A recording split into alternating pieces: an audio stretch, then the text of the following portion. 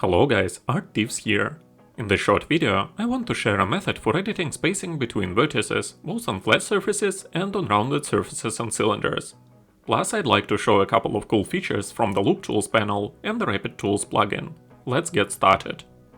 We begin with a simple plane. To work with it, we convert it to editable poly, or add an edit poly modifier and switch to edge mode, otherwise the button we need simply won't appear.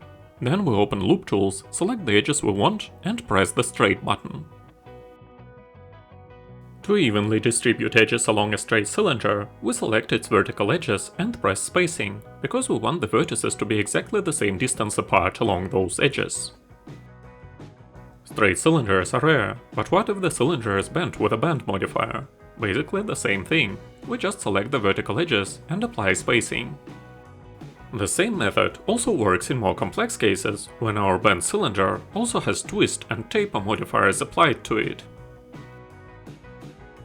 But what if the cylinder is also rotated in space on several axes at once? In that case, if I use Loop Tools right away, I get something strange and wavy. However, if I first apply Reset X Form, everything works perfectly again. Mind that the Reset X Form modifier can sometimes mess up your model, so always save the scene first. The curve function lets us create a smooth bend flow. It works like this. We open Loop Tools, select the loops of extreme points we need in vertex mode, then switch back to edge mode, select the edges and press curve.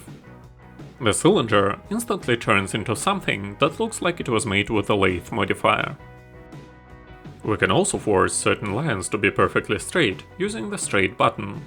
Any weird transitions that appear afterward can be fixed with the set flow, but I prefer a simpler solution that does require the RapidTools plugin. We can simply delete the problematic part of the model and then fill the hole with the RapidTools qCap tool, and we don't have to manually even anything out. The curve option is perfect for shaping smooth curves inside already existing objects. It works exactly the same way I showed on the cylinder.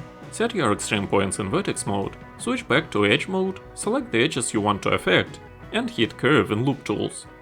Your selected lines instantly turn into the exact curve you need.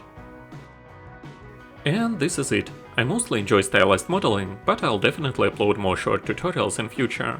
If my videos are of use to you, please be my guest and subscribe to my channel.